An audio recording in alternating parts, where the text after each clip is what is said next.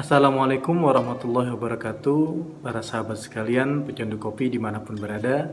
Alhamdulillah, pada hari ini Allah masih memberikan kita kenikmatan, kesehatan, waktu luang, serta kesempatan yang bisa kita manfaatkan dan pergunakan untuk hal-hal yang positif. Oleh karena itu, sebagai wujud rasa syukur kita atas segala nikmat yang Allah berikan, mari kita awali sesi kali ini dengan membaca suratul Fatihah. Semoga kenikmatan yang Allah berikan terus bertambah dan mendatangkan kebaikan bagi kehidupan kita, baik di dunia maupun di akhirat. Ala hadhihi niyyah wa ala kulli niyatin salihah wa ila hadratin nabi al-Fatihah. A'udzu billahi minasyaitonir rajim. Bismillahirrahmanirrahim. Alhamdulillahi rabbil alamin.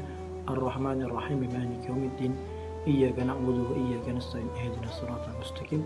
Siratal ladzina an'amta 'alaihim ghairil maghdubi 'alaihim waladdallin. Baik, kemarin sudah kita ulas atau bahas tentang bagaimana Nabi dirawat oleh ibunya selama 2 tahun sampai Nabi berusia 6 tahun, lalu diteruskan perawatannya oleh kakek tercinta Abdul Muthalib sampai usia Nabi 8 tahun, lalu wafatlah sang kakek tercinta dan diteruskan estafet pengurusan atau perawatan Nabi sesuai dengan wasiat Abdul Muthalib, yaitu diteruskan oleh putranya yang bernama Abu Thalib. Dan Abu Thalib ini yang kelak akan bersama Nabi, menjaga Nabi, selalu membela Nabi di saat orang-orang kafir Quraisy melawan, menentang, bahkan ingin membunuh Nabi Muhammad SAW.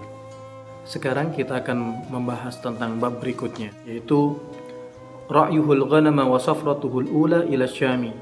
Nabi mengembala kambing-kambing dan kepergian atau perjalanan Nabi ke negeri Syam yang pertama kalinya.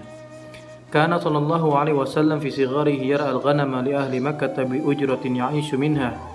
Adalah Nabi ketika masa kecilnya mengembala kambing-kambing ternak milik penduduk Mekah, dan beliau mendapatkan upah atas pekerjaan tersebut, dan upah tersebut digunakan untuk mencukupi kebutuhan sehari-hari. Walamma balagat tasi'ata min umrihi safara ila Syam ma'ammihi Abi Thalib bi tijaratin. Dan ketika sampai umur Nabi umur 9 tahun, ada yang meriwayatkan 12 atau 13 tahun, maka Nabi pergi ke Syam untuk yang pertama kali untuk berdagang bersama pamannya Abu Thalib. Walamma qaraba min Busra ra'ahu ar-rahibu bahira fa akhbara 'ammahu bi annahu sayakunu akhir al-anbiya wa talaba minhu ay yarji'a bi khaufan 'alayhi min 'aduwwin yataraqqabuhu. Dan ketika sudah dekat dari suatu daerah yang bernama Busra, maka ada seorang pendeta yang bernama Bahira atau Buhaira mendatangi Abu Thalib dan mengabarkan kepada paman Nabi bahwasanya keponakannya ini kelak akan menjadi nabi yang terakhir, dan meminta kepada pamannya untuk kembali saja ke kota Makkah bersama keponakannya ini karena khawatir atas keselamatan keponakannya dari musuh-musuh, dari orang-orang yang sudah menunggu, yang sudah mengintai tentang munculnya nabi akhir zaman.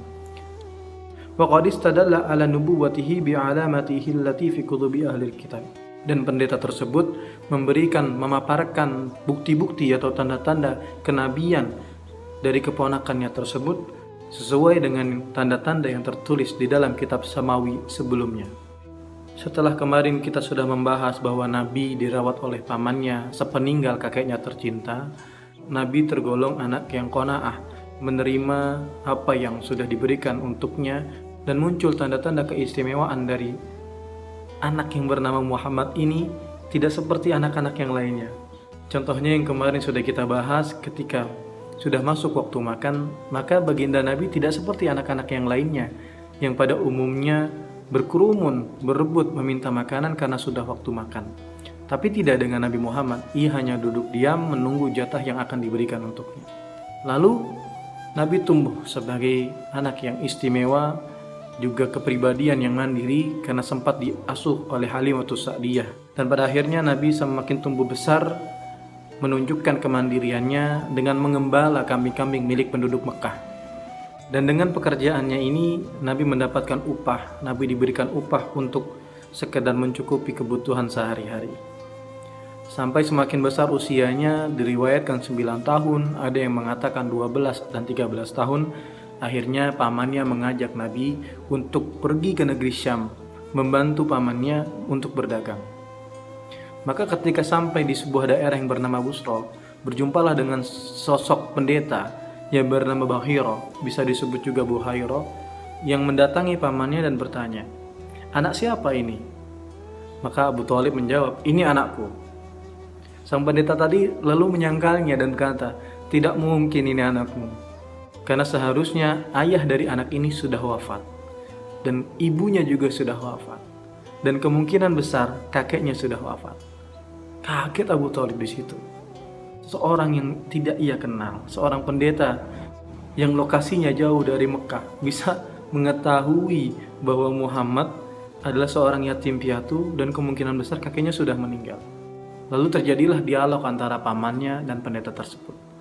Akhirnya pendeta tersebut menjelaskan bahwa keponakannya ini memiliki tanda-tanda yang menunjukkan bahwa ia kelak akan menjadi seorang nabi akhir zaman.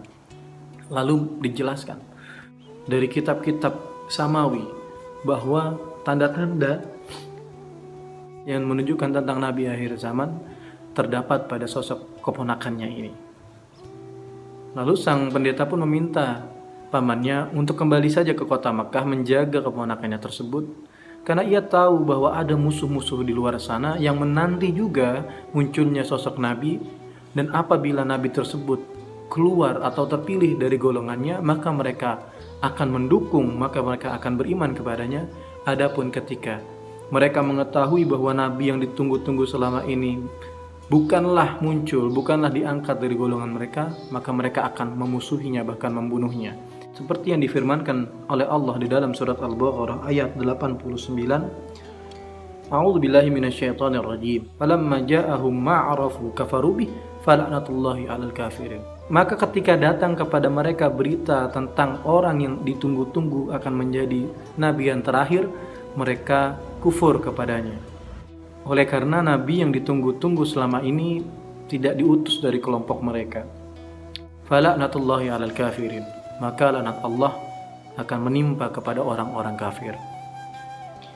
Dalam perjalanan menuju negeri Syam yang pertama kali ini, Nabi dan pamannya berjumpa dengan seorang pendeta yang memberikan kabar yang menguatkan keyakinan Abi Thalib bahwa memang keponakannya ini memiliki keistimewaan, memiliki keutamaan.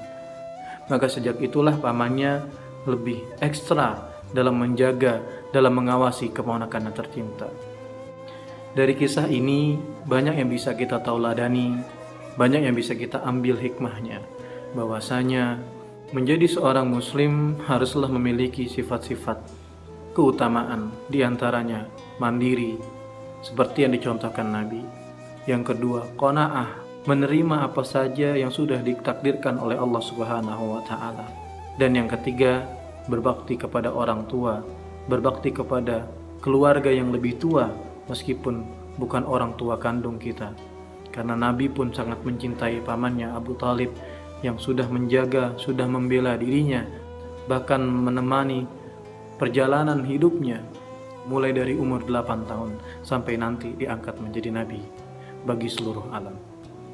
Tayyib, kurang lebih itu yang bisa saya sampaikan. Mohon maaf atas segala kekurangan dan keterbatasan yang keluar dari diri saya. Dan marilah kita tutup sesi kali ini dengan membaca hamdalah alhamdulillahirabbil alamin, dan juga kita tutup dengan membaca suratul Fatihah agar mendatangkan keberkahan bagi kehidupan kita baik di dunia maupun di akhirat. Ala hadhihi niyyah wa ala kulli niyatin salihah. Al-Fatihah. A'udzu billahi minasyaitonir rajim. Bismillahirrahmanirrahim.